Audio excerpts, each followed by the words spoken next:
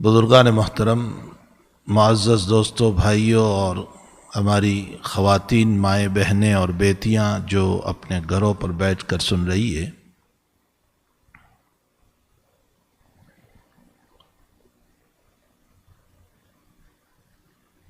قرآن اور حدیث پر جب ہم غور کرتے ہیں تو ہمیں یہ پتہ چلتا ہے کہ انبیاء کرام علیہم الصلاۃ والسلام کی محنت انسان کے دلوں پر ہوئی اور انسان کے دل کو سجانے کی، بنانے کی کوشش کی گئی، اس لیے کہ اس دل میں اللہ تعالیٰ نے شر بھی رکھا ہے، خیر بھی رکھا ہے۔ فَأَلْهَمَهَا فُجُورَهَا وَتَقْوَاهَا، ہم نے اس بندے کو اور اس بندی کو فسق و فجور بھی دیا ہے، خیر بھی دیا ہے۔ قد افلح من زکاہا وقد خاب من دساہا، جس نے پاکیزگی اور طہارت اور پاکیزہ زندگی کو اپنایا وہ کامیاب ہوا،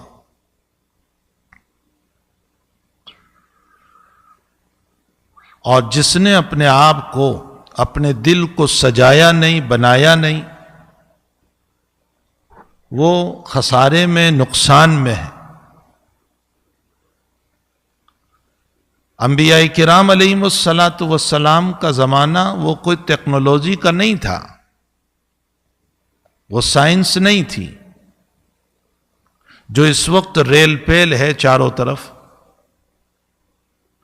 لیکن اللہ تعالیٰ ان کے قلوب پر طریقہ تربیت ڈالتا تھا کہ اپنی امت کی تربیت کیسے کی جائے،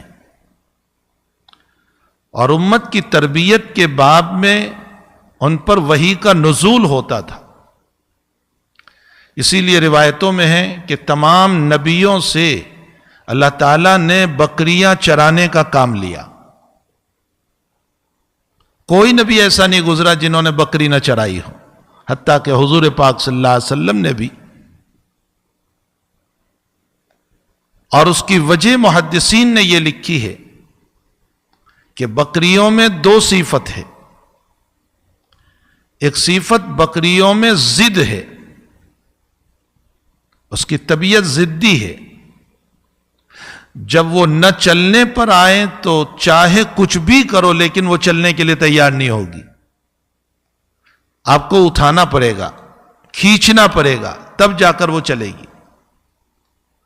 اور دوسری صفت اس کی ہے ضعف اور کمزوری، وہ کمزور اتنی ہے کہ ہم مار نہیں سکتے اس کو، تو ضعف اور کمزوری بھی ہے۔ موسیٰ علیہ السلام حضرت شعیب علیہ السلام کے وہاں رہتے ہوئے بکریاں چرا رہے تھے،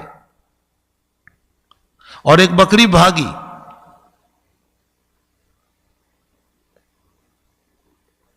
آپ اس کے پیچھے دوڑتے رہے، دل میں خیال آیا کہ اگر یہ پکڑی گئی تو میں اس کی پٹائی کروں گا، روایت میں ہے۔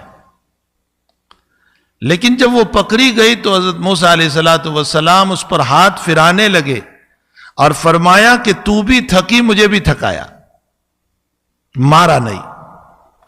تو اس میں ضعف ہے، کمزوری ہے، انسان مار نہیں سکتا اس کو۔ بکریوں کو چروا کر انبیاء کو تعلیم دی اس بات کی کہ امت کی صفت ضد پنا بھی ہوگا،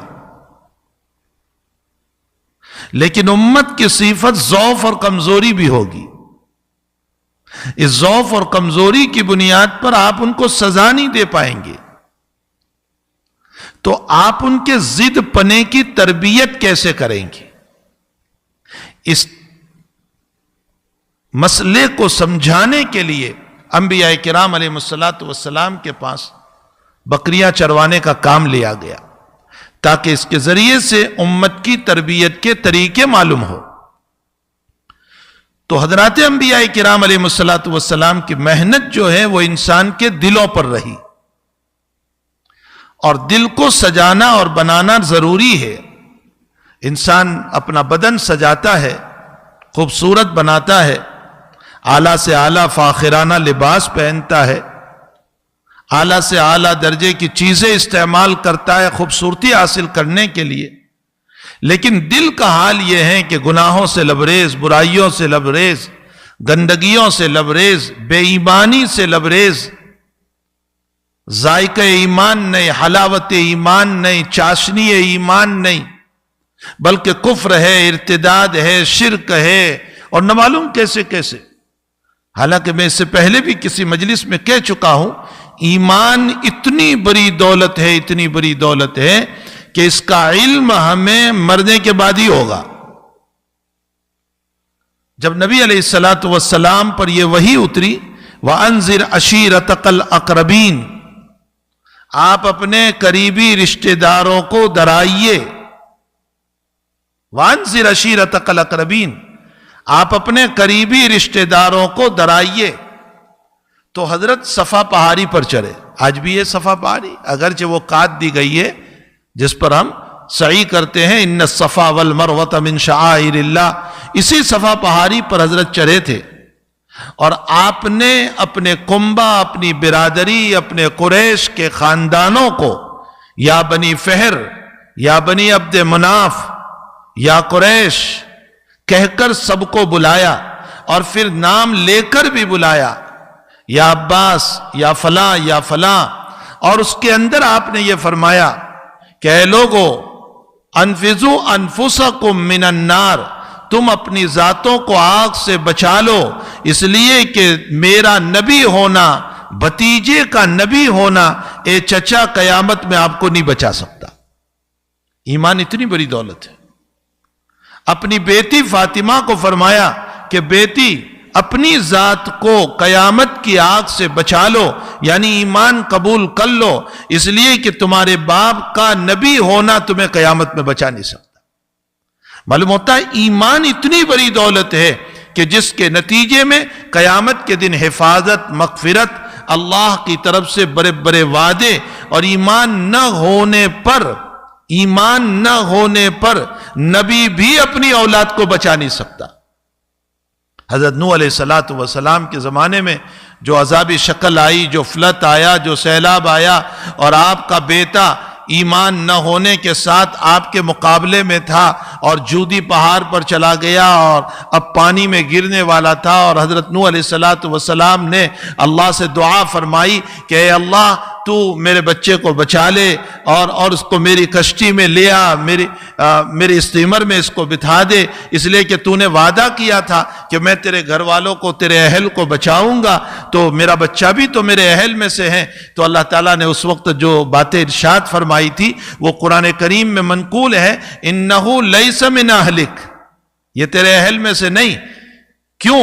ایمان نہیں ہے اس کے پاس۔ معلوم ہوتا ہے اے نبی، تیرا اہل وہ ہے جو ایمان والا ہو، یہ تیرا اہل نہیں ہے۔ انہو لیس من اہلک انہو عمل غیر صالح، اس کے اعمال اچھے نہیں ہیں۔ فلا تسألنی ما لیس لک بہ علم، آئندہ مجھ سے سوال نہ کرنا اپنی اولاد کے باب میں جو ایمان نہیں لائی۔ اب قرآن کے الفاظ کا وزن، ہم چونکہ عجمی ہے اس لیے ہمیں قرآنی الفاظ کے وزن کا پتہ نہیں چلتا، اور اسی لیے ہمیں تلاوت قرآن پر نہ رونا آتا ہے، نہ آنسو بہتے ہیں، نہ ہمارے دل پر کوئی دھکا لگتا ہے، نہ ہمارا دل کوئی بے چین ہوتا ہے ان آیتوں کو پڑھ کر کے، چونکہ قرآن کا وزن ہی ہمیں نہیں معلوم۔ جن اولیاء کرام کو، جن بزرگوں کو قرآن کریم کے الفاظ کا وزن معلوم ہے۔ حضرت امام ابو حنیفہ رحمت اللہ علیہ کے باب میں آتا ہے کہ صرف ایک آیت پڑھتے ہوئے آپ نے پوری رات گزار دی، جو کل قیامت کے دن نبی علیہ السلام بھی حوض کوثر پر پڑھنے والے ہیں۔ کیا آیت ہے وہ؟ پوری روایت کیا ہے؟ نبی علیہ السلام فرماتے ہیں کہ قیامت کے دن میں حوض کوثر پر میرا ممبر لایا جائے گا، میں اپنے ممبر پر بیٹھا ہوا ہوں گا، اپنی امت کے پیاسوں کو پانی پلا رہا ہوں گا، اتنے میں کچھ لوگ آئیں گے، فرشتے ان کو پکڑیں گے اور جہنم کی طرف لے جائیں گے۔ میں ان سے کہوں گا اصحابی، یہ میرے ہیں، یعنی ان کو پانی پینے دو، یہاں آنے دو۔ تو فرشتے کہیں گے آپ کو نہیں معلوم، انک ما احدثوا بعدک، آپ کے دنیا سے جانے کے بعد آپ کے پردہ فرمانے کے بعد ان لوگوں نے آپ کی شریعت کے ساتھ کیا کھیل کھیلا اور کیا مذاق اڑائی اور آپ کی شریعت کا کیا تمسخر کیا اور آپ کی شریعت سے ہٹ کر کام کیے ہیں، آپ کو نہیں معلوم؟ نبی علیہ الصلوۃ والسلام فرماتے ہیں کہ میں اس وقت وہ آیت پڑھوں گا جو ایک نبی نے پڑھی، حضرت عیسیٰ علیہ الصلوۃ والسلام نے، کنت انت الرقیب فلما توفیتنی کنت انت الرقیب علیہم، اے اللہ جب تک میں ان میں موجود تھا تو میں ان کی نگرانی کرتا تھا، اور جب میری موت ہو گئی، میری وفات ہو گئی تو آپ ان کے محافظ تھے، آپ کو زیادہ معلوم ہے۔ نبی علیہ السلام فرماتے ہیں میں یہ آیت کی تلاوت کروں گا۔ حضرت امام ابو حنیفہ رحمۃ اللہ علیہ بھی اسی آیت کو تلاوت کرتے کرتے رات گزار دی، اور صبح کے موقع پر یہ فرماتے ہیں اے اللہ میں تیرا حق ادا نہ کر سکا۔ امام شافعی رحمت اللہ علیہ کے باب میں آتا ہے کہ حضرت امام شافعی رحمت اللہ علیہ ایک مرتبہ جب اللہ کی خشیت کا انتہائی آپ پر غلبہ ہوا تو آپ نے یہ پڑھتے پڑھتے رات گزار دی، حسبی اللہ ونعم الوکیل نعم المولا ونعم النصیر۔ رابعہ بصریہ کے باب میں آتا ہے کہ رات بھر قرآن پڑھتی تھی، روتی رہتی تھی، اور صبح کہتی تھی رات چھوٹی ہو گئی میرے لیے۔ کیوں ان کو رونا آتا تھا تلاوت قرآن پر؟ اس لیے کہ وہ الفاظ کے وزن کو جانتے تھے، ان کو معلوم تھا کہ قرآن کریم میں جو وزن ہے اللہ کے الفاظ کا وہ کتنا زبردست ہے۔ دیکھو نوح علیہ السلام کو اللہ تعالیٰ کیا فرما رہے؟ ارشاد فرمایا کہ لا تسألنی ما لیس لک بہ علم، آئندہ سوال نہ کرنا جس بات کا تمہیں علم نہ ہو۔ اور کیا آگے فرمایا؟ فَتَكُونَ مِنَ الْجَاهِلِينَ، اگر آئندہ سوال کیا تو اے نوح تم جاہلوں میں سے ہو جاؤ گے۔ اللہ اکبر! کس نوح کو کہا جا رہا ہے؟ اس نوح علیہ السلام کو جو اس وقت زمینی اعتبار سے مکمل زمین پر نبی تھے۔ اس نوح کو کہا جا رہا ہے جو اول رسول ہے، دنیا میں سب سے پہلے رسول جو ہے وہ نوح علیہ السلام ہے۔ آپ سے پہلے نبوتیں تو ہے، رسالت نہیں ہے۔ رسالت سب سے پہلے نبی علیہ السلام کا ارشاد گرامی حدیث شفاعت میں ہے کہ اول رسول نوح علیہ السلام، وہ شخصیت جس کو سب سے پہلے رسول بنایا گیا، جس نے سارے 900 سال تک تبلیغ فرمائی، 1-2 سال نہیں، 1-2 مہینے نہیں، سارے 900 سال تک تبلیغ فرمائی وہ نوح۔ اور اس کو اللہ یہ کہہ رہا ہے لا تسألنی ما لیس لک بہ علم، جس کا علم نہ ہو اس کا سوال نہ کرنا ورنہ تو تم جاہلوں میں سے ہو جاؤ گے۔ حضرت نوح علیہ السلام نے یوں تو نہیں کہا کہ میں نے تیرے دین کا بہت کام کیا ہے اور تم اس کو یہ کہہ رہا ہے؟ سارے 900 سال تک آج ذرا سا ہم کام کرتے ہیں دین کا اور احسان جتانے لگتے ہیں کہ ہم نے یہ کام کیا اور فلاں کام کیا۔ کچھ لوگ عربی اور دیہاتی نبی علیہ السلام کی خدمت میں آئے اور فرمایا کہ ہمارے ایمان کی وجہ سے، ہمارے مسلمان ہونے کی وجہ سے آپ کے اسلام کو فروغ ملا اور آپ کو فروغ ملا اور آپ کو مقام ملا۔ اللہ تعالیٰ نے اسی وقت آیت اتاری لا تمنوا علی اسلامکم بل اللہ یمن علیکم ان ہداکم للایمان ان کنتم صادقین۔ اے لوگو تم ایمان پر احسان نہ جتاؤ کہ ہم ایمان لائے اس لیے فروغ ملا، اللہ کا احسان مانو کہ تمہیں توفیق عطا فرمائی۔ بل اللہ یمن علیکم ان ہداکم للایمان ان کنتم صادقین، اگر تم سچے ہو تو اللہ کا احسان مانو۔ میرے بھائیوں، ہمارے ذریعے سے دین کا کام ہو جانا، ہماری وجہ سے کسی میں صلح کا ہو جانا، ہماری وجہ سے کسی کا نمازی بن جانا، ہماری وجہ سے کسی کا شراب چھوڑ دینا، ہماری وجہ سے مسجد کا آباد ہو جانا، میرا نماز پڑھنا، میرا عبادت کرنا، یہ کوئی احسان اللہ پر نہیں ہے۔ یاد رکھو اللہ میرے سجدوں کا محتاج نہیں ہے، میں اللہ کی رحمت کا محتاج ہوں۔ میں لاکھوں زمین پہ اپنے پیشانی کو رگڑتا رہوں، اسے قطعاً کوئی ضرورت نہیں، قطعاً کوئی ضرورت نہیں، ہم محتاج ہے اس کے۔ لا تمنوا علی اسلامکم بل اللہ یمن علیکم ان ہداکم للایمان ان کنتم صادقین۔ منت منے کہ خدمت سلطان ہمی کنم، منت شناس کے بادشاہ ترا بخدمت داس۔ فارسی میں شیخ سعدی رحمت اللہ علیہ فرماتے ہیں کہ اگر کوئی وزیر یوں کہے کہ میرا احسان ہے کہ میں بادشاہ کی خدمت کر رہا ہوں، تو بادشاہ جواب دے گا تیرا احسان نہیں کہ تو میری خدمت کر رہا ہے، میری خدمت کے لیے تو بے شمار لوگ تھے، میرا احسان ہے کہ تجھ کو رکھا ہے۔ توفیق اللہ کی ہے کہ اس نے نماز کی توفیق دی، توفیق اس کی ہے، کرم اس کا ہوا کہ اس نے مجھے نماز کی توفیق، روزوں کی توفیق، تلاوت کی توفیق، مصالحت کی توفیق، اچھے کاموں کی توفیق، اچھی باتوں کی توفیق، ہمارے ذریعے سے کسی کی زندگی کے آباد ہو جانے کی توفیق۔ تو نوح علیہ السلام کو اللہ کہہ رہا ہے لا تسألنی ما لیس لک بعلم، ورنہ تو تم جاہلوں میں سے ہو جاؤ گے۔ میرے بھائیوں، میری بہنوں، ہمیں اللہ پر احسان جتانے کی ضرورت نہیں ہے، اللہ کا احسان ماننے کی ضرورت ہے کہ اس نے ہمیں ان باتوں کی توفیق عطا فرمائی کہ ہم کچھ ٹوٹا پھوٹا دین کا کام کر لیتے ہیں، نماز پڑھ لیتے ہیں، اسے یاد کر لیتے ہیں۔ تو بہرحال میں یہ کہہ رہا تھا کہ انبیاء کرام علیہ السلام کی محنت انسان کے دلوں پر رہی، قرآن گواہ ہے اس پر، انبیاء کی زندگیاں گواہ ہے اس بات کے اوپر کہ انہوں نے انسان کے دلوں پر محنت فرمائی۔ اس کی ایک سب سے بڑی مثال لے لیں، حضرت عبد الرحمن ابن عوف رضی اللہ، حضرت طلحہ رضی اللہ، ابو طلحہ رضی اللہ تعالیٰ عنہ کے مکان میں شراب کا دور چل رہا تھا، شراب پی رہے تھے، شراب حلال تھی، لیکن پہلے سے قرائن اشارات چل رہے تھے، جیسے اللہ نے پہلے یوں کہا تھا اسمہما اکبر من نفعہما، اس میں نفع کم ہے، نقصان زیادہ ہے۔ پھر فرمایا لا تقربوا الصلاۃ وانتم سکارا، شراب پی کر مسجد میں نہ آؤ، نماز میں نہ آؤ۔ تو اشارات چل رہے تھے۔ اللہ نے آیت اتاری انما الخمر والمیسر والانصاب والازلام رجس من عمل الشیطان۔ خمر کو خمر اس لیے کہتے ہیں کہ خمر کا معنی دھانپنا، اور جب انسان شراب پیتا ہے تو عقل بند ہو جاتی ہے، دھپ جاتی ہے، اس لیے اس کو خمر کہا گیا۔ خمار کو خمار اس لیے کہتے ہیں اورنی کو کہ اس میں عورت جو ہے اپنے بال کو دھانپتی ہے، اس لیے خمار کہا گیا۔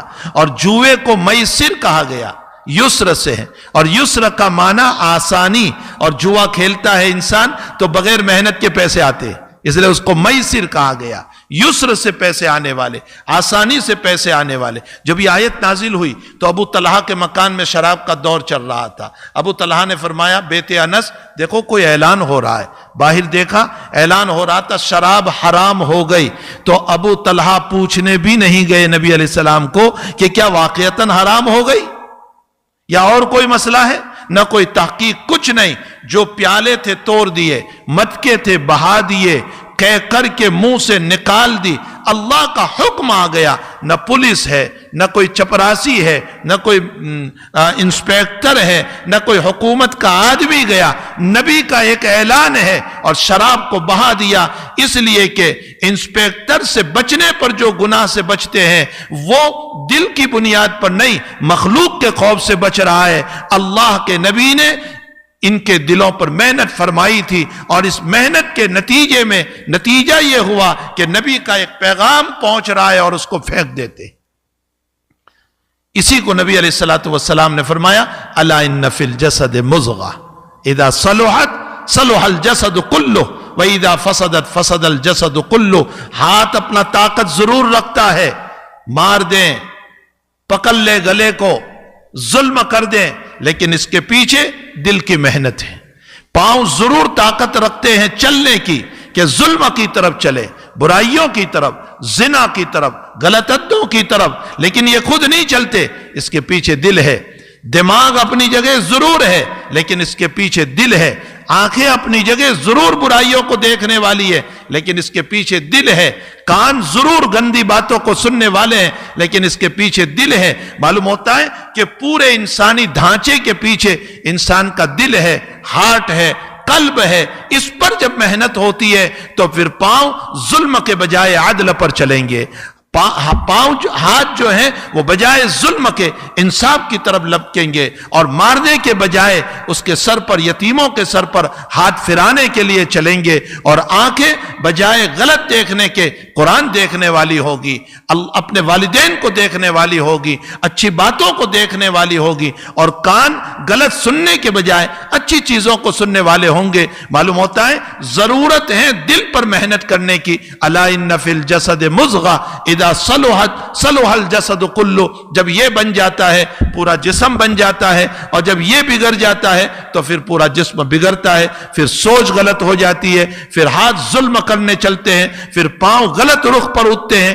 پھر کان گناہوں کی باتوں کو سنتے ہیں۔ انبیاء کرام کی محنت دلوں پر ہوئی۔